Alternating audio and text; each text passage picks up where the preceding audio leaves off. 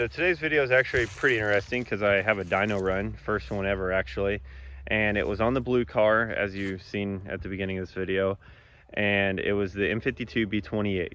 Now this is totally unopened engine, so I just kept it on 10 pounds. I do have ARP 2000s for it, but they're not in the car yet. I plan on making 18-20 pounds of boost with those in it and on E45, but we are not there yet. So I dynoed it on 10-pound spring, and the turbo is pretty small in this car, and that was intentional because I didn't want any lag. Like, you know, my red car, I had a lot of lag, but I had to because I wanted to make a lot of power, and I would have maxed out a turbo like this. So since it has a GT 3576.63 on it, you know, it didn't make a ton of power. 340 wheel and 290 torque, and we got the car tuned pretty quick to get it there so I could run it on the dyno and do stuff when I went to Import Alliance.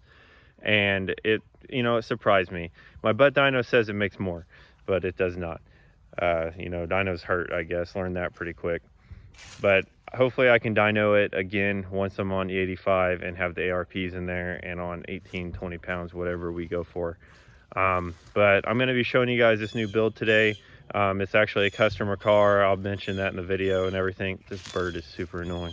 A subscriber of my channel actually got with me and wants me to build this car. Now, if you go on B Racing's website to purchase the tune, you will see that the car does get sent to me and I do build it.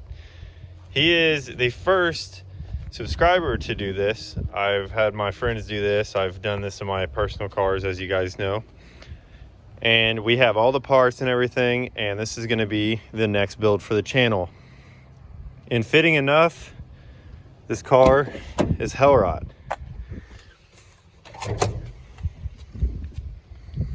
It's a pretty clean car. The headlights, I think he's looking to change them. But other than that, it's a pretty nice car.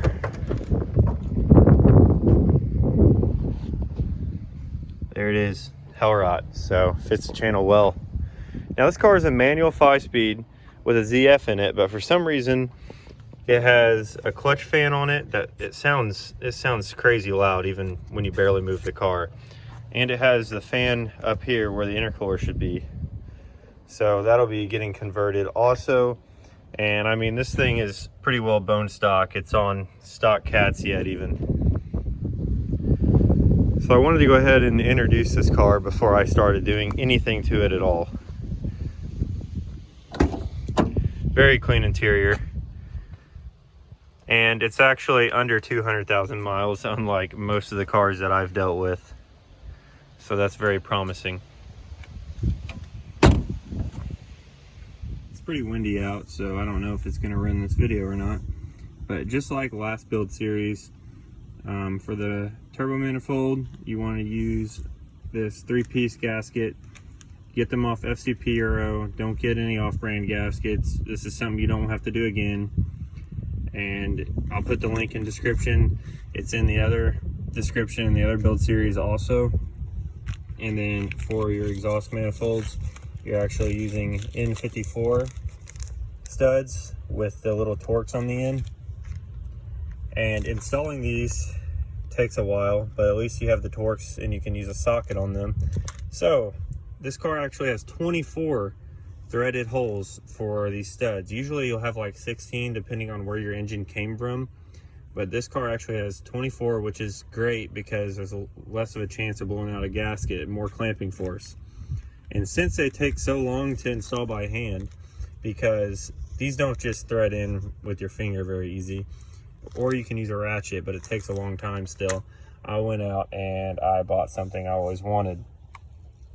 And I don't know if you guys like Milwaukee. Most people do. I might have some DeWalt fanboys in here, I'm sorry.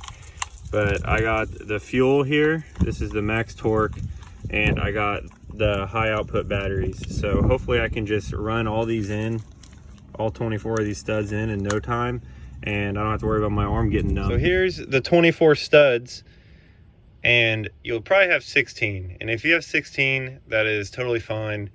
It'll seal. I haven't had issues with using 16, but make sure you use all 16. When you have 24 like this, use as many as you can, because every single one is going to benefit you. Some manifolds you will not be able to use all 16 because it's impossible.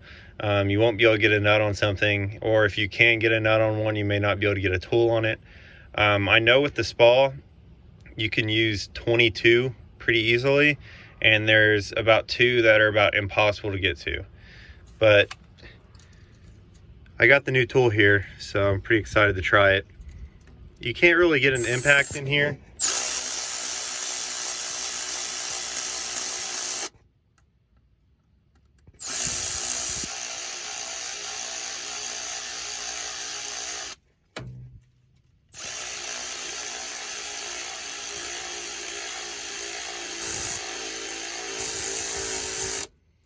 And if you've installed these before, you know that they do not go in easily. Like if you use a little 1/4 inch ratchet, it will take you a while. And these aren't just, you know, thread in easy, they grab pretty good. So that tool right there, even though it was, I think, about 245 bucks, tool only, well worth it. I'm gonna save about an hour of work here, and I'm sure I'm gonna do many more of these and be able to use that tool other places.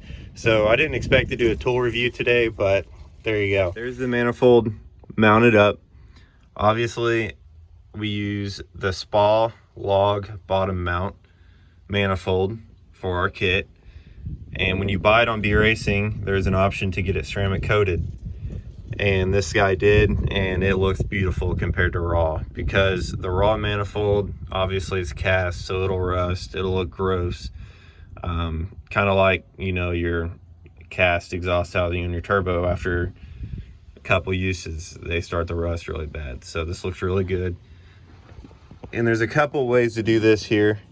I welded up this hole, blocked it off. If you don't want to weld the actual hole in the manifold, you can weld the hole on the bracket or the flange that comes with the manifold and block it off using the flange, just in case you want to use it in the future. That's what I did on my last build. It's about to start raining out here. It's getting real windy, but I want to go ahead and cover all these parts that are going on this guy's car. He was very smart about everything. He was a while you're in there type of guy, you know, if the trans is coming off, let's replace the things that we can replace easily in the trans, you know, preventive maintenance.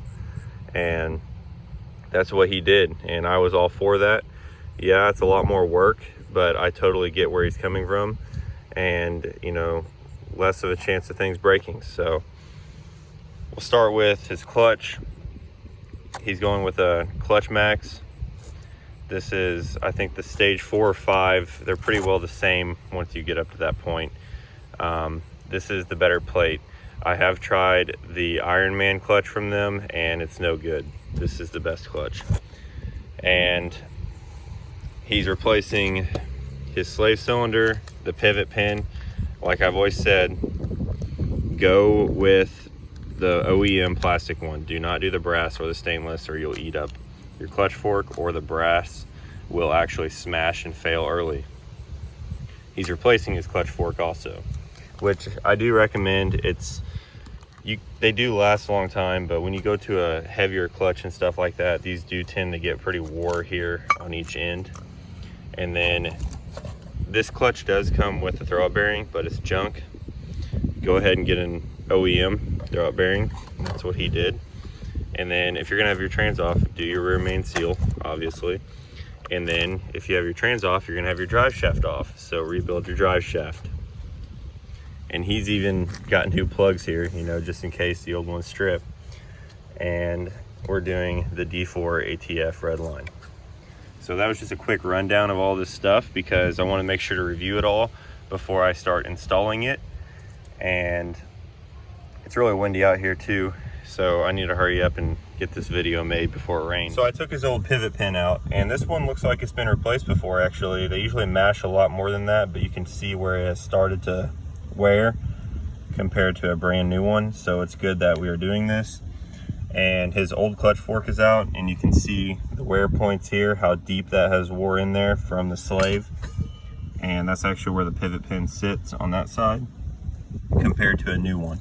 So you're going to a stiffer clutch, so it only makes sense to get a fresh fork because you're gonna have more pressure against this, considering this clutch is a stiffer clutch. So it's a very smart thing to do. You really don't want to put all this together and then find out that this thing is too wore down, and then what happens is this side of your clutch fork actually starts to hit your pressure plate and it sounds horrible. It's raining. So this is a stage 5 clutch from Clutch Max, and it looks like they actually send the right flywheel bolts now. They used to send the wrong ones, or they wouldn't send enough, but I can actually use these and I won't have to cut the stock bolts to length because, you know, it's kind of sketchy, but it works. I'd rather not have to go through all that if I can get the right bolt in the first place. And just a general rule here, get some brake clean, and on any clutch kit you're going to want to clean off your flywheel and your pressure plate because they're going to have an oil on them when you get them out of the package, so they don't rust in shipping and all that. Most of you guys probably know that, but some of you guys may not. Just use some brake cleaner, contact cleaner on that. It may slip in the beginning. I'm sure it'll burn off eventually, but I don't know what experience all my subscribers have, so I'm going to talk to you guys like you're trying to learn something. For some reason, people always have difficulties knowing which way the clutch plate goes. And with this plate, they're different on, you know, whatever brand clutch you get, but people always put them on wrong and they can't get the transmission off or even get the car to crank over because they friction weld the tube on the input shaft of the transmission to this piece of the clutch plate. Depending on your clutch, if you can get the side that's longest, that sticks out furthest, inside towards the engine without hitting any flywheel bolts, like this clutch, that's what you want. Some clutches will say it on them.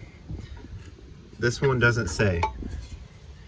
Some of them will say faces transmission or faces crank. Stock clutches say that. These aftermarket ones, some do not. So put this side, the long end, facing the crank, or you're not going to be able to get your transmission back off without cutting a huge hole in it. Now that I got the new rear main seal on, the clutch all together, I'm going to go ahead and put the engine mount on here.